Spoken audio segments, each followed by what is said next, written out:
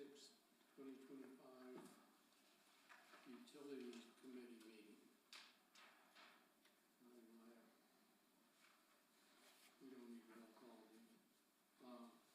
Can we get an approval for the agenda? I move to approve the agenda as presented. Second. All in favor? Aye. There's everybody. Okay, approval of last meeting's notes. Second. Okay. Now we gotta do the yearly open meeting resolution. Y'all looked at that, it gives once a quarter dates. Okay. I'll make a motion to approve the 2025 Open Meetings Act resolution. Second. All in favor? Aye. Aye. All right.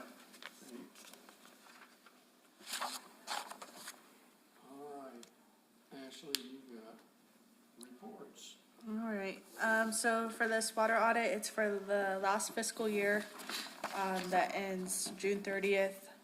And so, as you can see, water has been trailing up, however, that's a mixture of, you'll have your fires in there, you're gonna have, some water line breaks, and then also doing our tank replacements as well.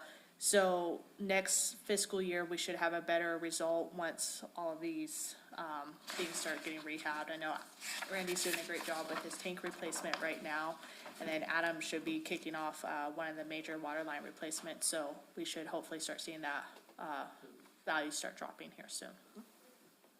And those tank projects, those are gonna be great.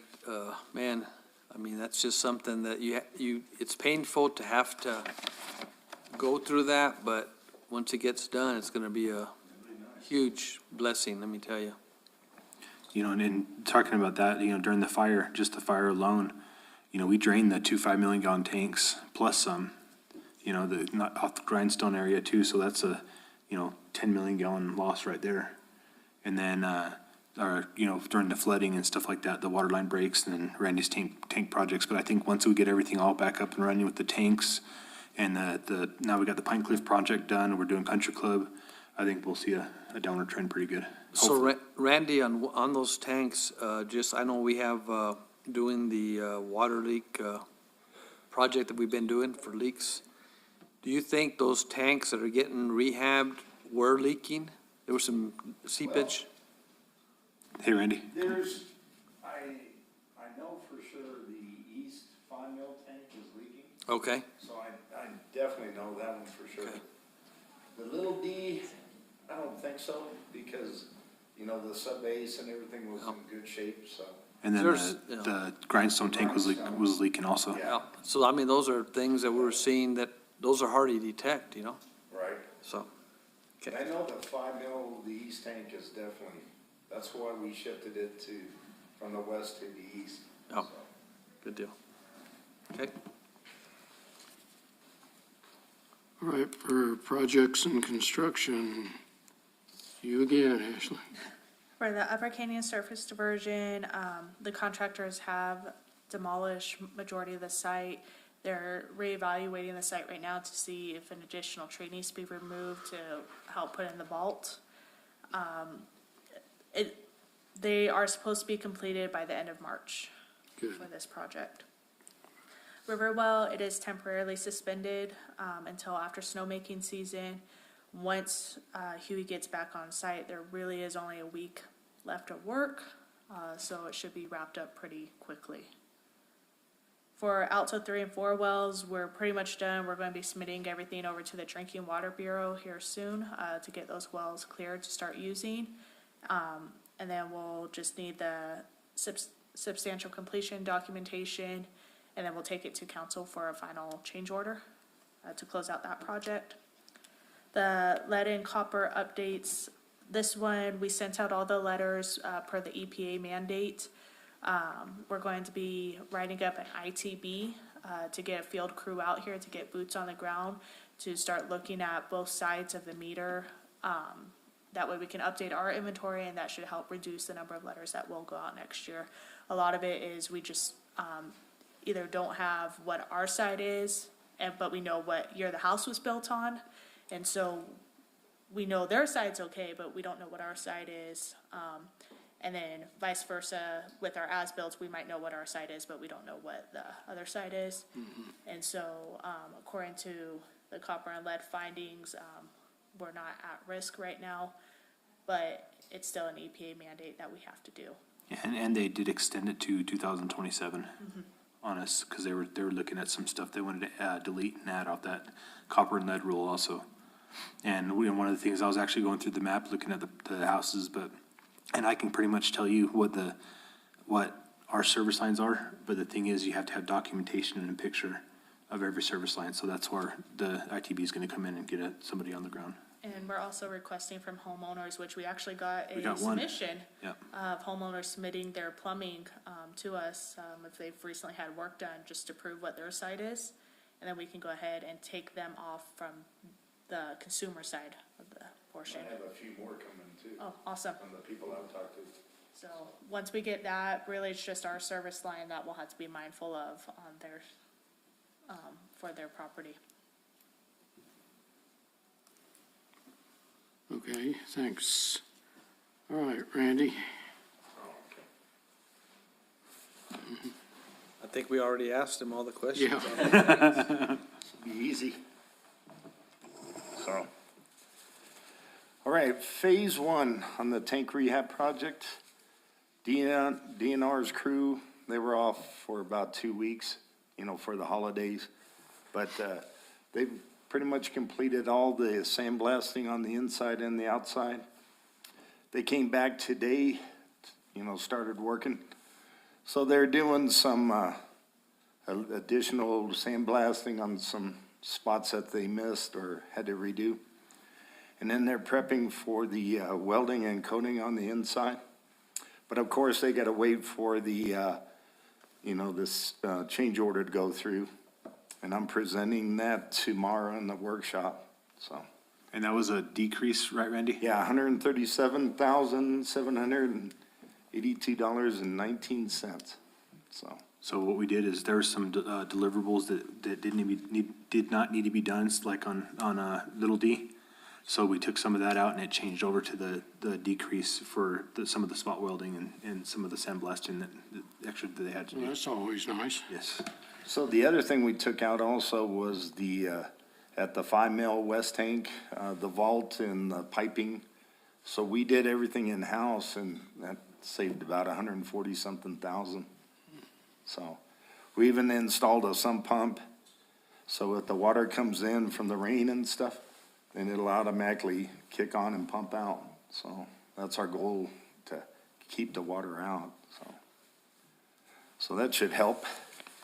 And then, of course, the other one was, I think, 130,000 on the sub base at, like Adam said, on the Little D tank.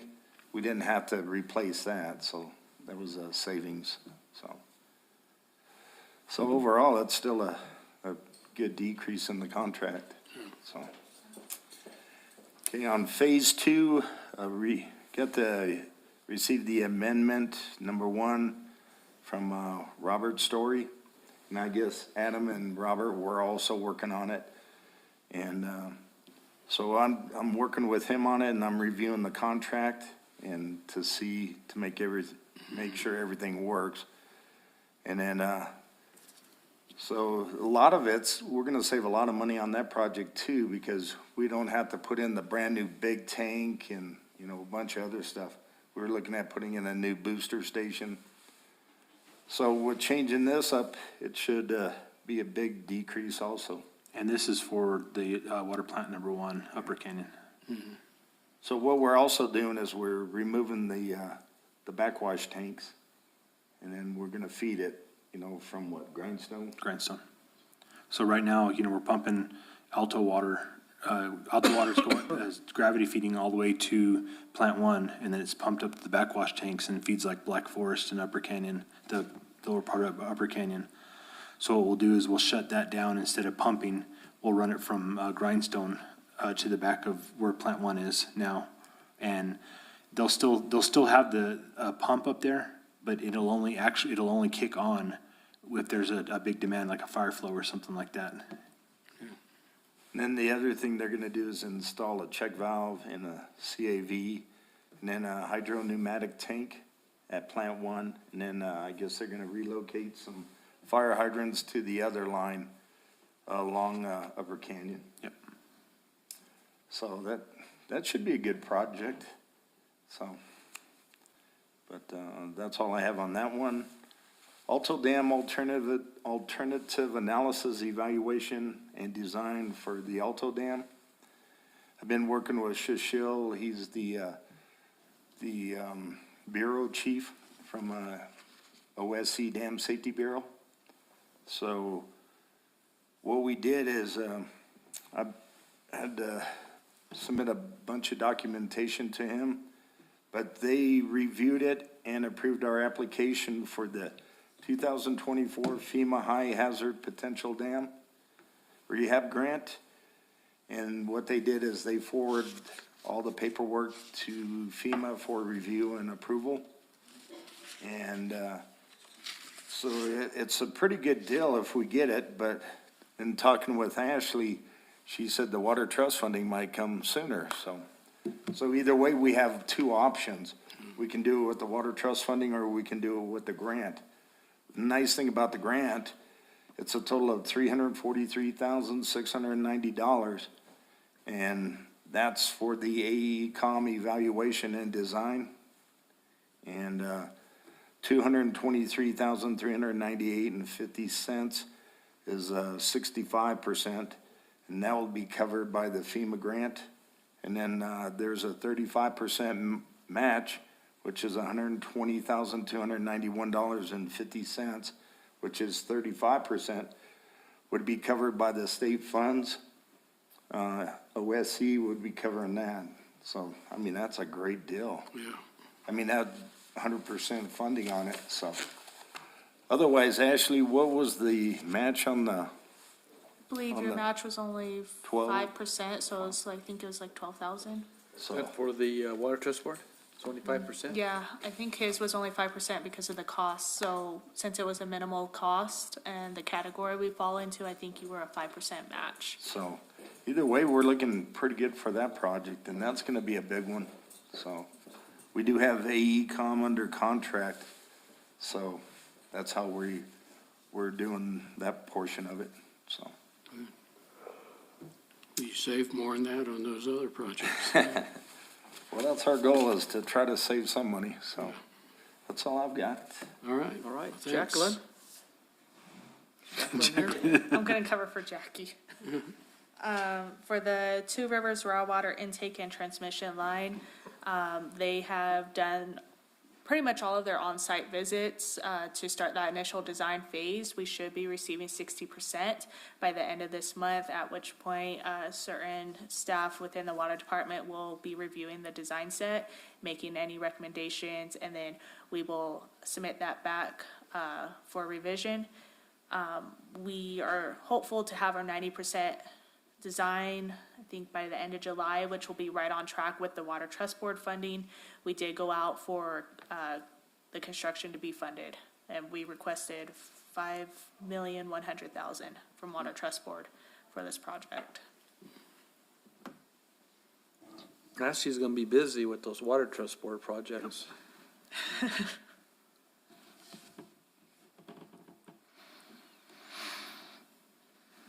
All right, Adam. Okay, so we'll go to the High Loop water line replacement, which is the Country Club project we're talking about. So we have selected a contractor. It has been taken to council. Council approved the contract with J&H Services. They're the same ones that did the Pine Cliff water line replacement, so they did a great job on it. So hopefully this one will go off the same as that other one. We do have a pre-con meeting January 16th. And then more than likely, we'll do the notice to proceed the middle of February and get them rolling on that one. Pine Cliff water line replacement is closed out. There was a deduction of, I want to say $360,000 on that one. So it actually covered the additional pipe that we put in the ground on Highway 70 there. But they did a great job. Like I said, it's in the ground. The only hiccup we have is during the flooding, it knocked out one of our fire hydrants, but we can deal with that one, but everything else is done and it's been great. NRCS projects, MP Chavez has completed the duck pond, to clean out the duck pond. They did a little over 40,000 tons out of the duck pond. They did clean it up and they cleaned out the diversion for Randy, so we can, if it does, we do get some good flows, we can start taking some water in there. It's halfway decent. The next one, I know they're working on Park Canyon right now. And then some private spots on Paradise. And then we're working with them on Gavilan Canyon to raise that road 4 feet on the east side of that bridge right there and put a crossing for the water to go back to the Do you river. have any timeline on that one, Adam? No, I'm waiting for a quote from MP right now to I'm do gonna have the to actual spend that. roadway, because the village is gonna have to foot the bill for the actual, the dirt and the roadway work in our right of way. But NRCS is paying for all the HESCOs and all the excavation and everything for that We one. have to spend that money down by June 30th. Okay, no, I think it'll be here in the next month. They'll get started, because he's wanting to get that one started pretty quick. Yeah. Yeah. What are they doing with all the duck pond dirt? They took it down to Bonnell's. He has a approved dump site down there. I guess where his pit was, he was filling back in there. And then I know some of it went to, they had an alternative dump site on Airport Road. I don't know if they took any, I don't think they took anything out there. I think everything was going to Bonnell's down there. But the debris cleanup and stuff, we had an alternative on Airport Road. And that's all I have. You got an idea how long that the Gavilan Bridge would be down once they started construction on that? Because they'd have to demo the old? So they're not gonna demo any of the old bridge. Oh, No, they're just on the east side of the bridge. They're gonna slope it up, 14 feet, and it'll be a 4-foot, rise in it. So I'm thinking it probably a couple days to put the dirt down, and then we'll make it at least one lane passable through there, and then we'll have to go and pave it. But once they get the road done, they can go ahead and do the HESCOs and all that stuff. What are you doing on the Starlight Bridge? So we're actually ramped up. I was getting prices from Cranes because we got the box culverts there at the street shop. We're gonna put those in there, but in order to spend down the funding that we have for it, we're gonna have to get it engineered, and actually had a meeting right before this with our one of our consultants talking about it. And, you know, it's gonna be a permanent project per se. Because we don't want to put, we don't want to put a 24-inch culvert back in there and have the same problem now. So I think what we'll do is I'm going to reach out to Stantec, they're one of our on-call engineers, and have them design the Starlight area and the Paradise Crossing all in one, and then we'll just contract it out. That way it's a lot cleaner to do. Did you talk to John again? I talked to John, and I talked to, So he said it had to be. so we can, Speaking of Stantec, oh God. Speaking of stands, we can go ahead and go do a temporary, thing there, but it's on our dime. And we can ask for reimbursement, but there's no telling when we'll ever get that reimbursement. So I'd rather just do it once and get it over with. Everybody's used to going the other way now anyway. Exactly. And I wanted it done, but, I hate to, if we're gonna engineer it and do the whole thing, we might as well do both of them and just get it all knocked out at once and just raise that road up and call it good. It's not on here, but,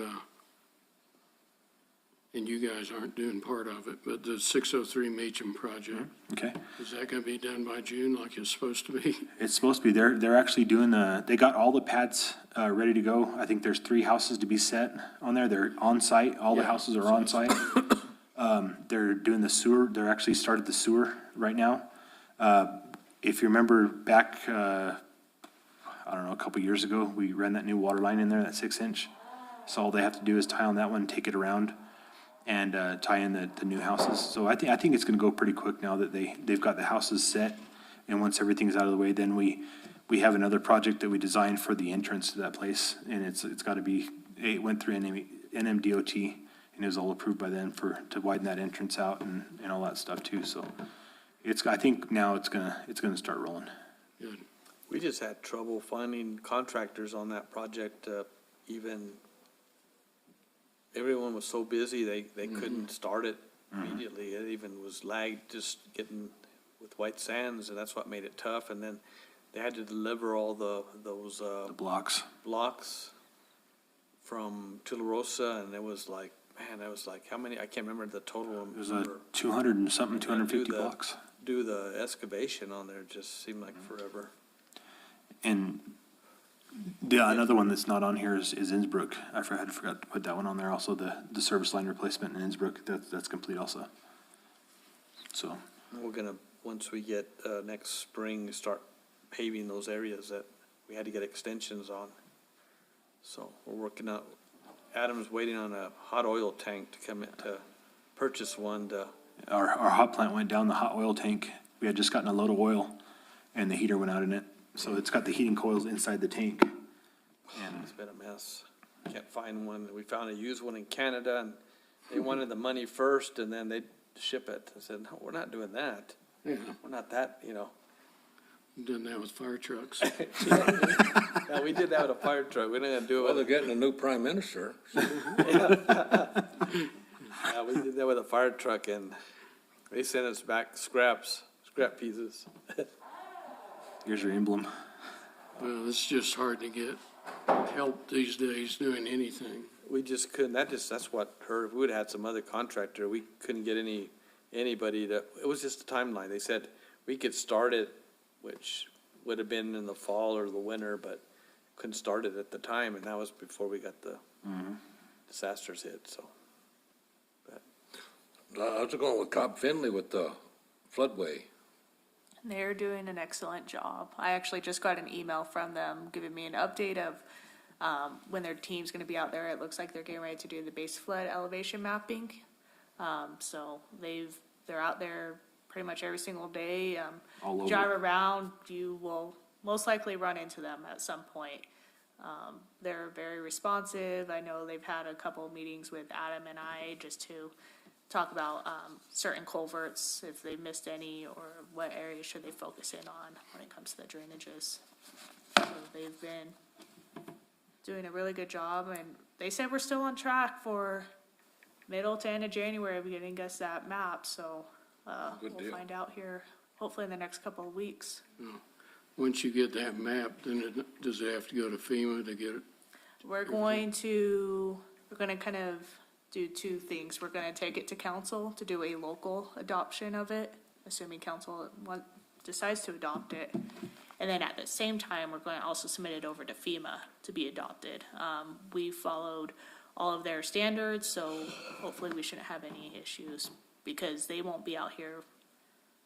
I think when I was talking to him, we're not even on the list for the next like 3 or 4 years. Yeah, and So- then nobody can build. So if we can at least try to get this process and say, hey, we followed your guys' standards, can you go ahead and just approve it?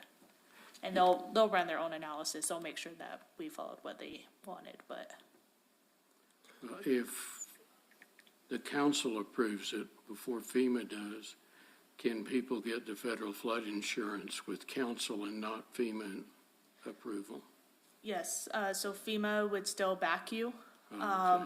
Because FEMA kind of helps enforce, so FEMA gives the direction to local governing body, but the local governing body decides to have more restrictive requirements than what FEMA currently has, they'll still support you.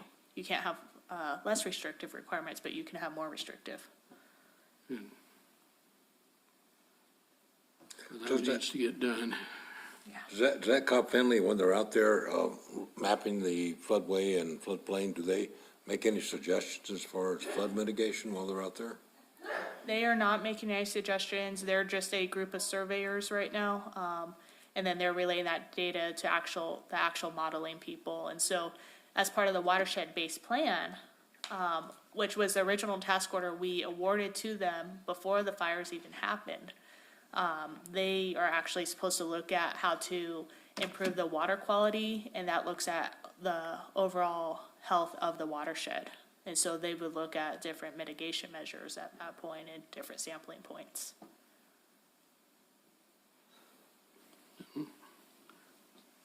Are you gonna have to mitigate all the hazardous stuff that washed down the hill because EPA wouldn't give us permits to clean up? No comment. We're, the watershed-based plan, we're kind of focused in on what's in village limits. However, we do have partnerships with all the surrounding communities. And so we'll start doing some outreach with them to kind of see how we can improve the water quality in the river overall. Well, as far as I can remember, that was the first time that EPA's wanted to do that on any of our previous fires. And they were slow and they didn't do they didn't do asbestos, even though they say they're going to. Yeah, I remember there was different phases that they were looking at. Whenever they came in to talk to us, there was going to be different phases that they were going to do. Well, this was on the hazardous material inspection before we could clean it up. Yeah, they said It Yeah, said they had to inspect. asbestos, and then we had to get a company out of Albuquerque to actually do it after EPA was done 8 weeks later.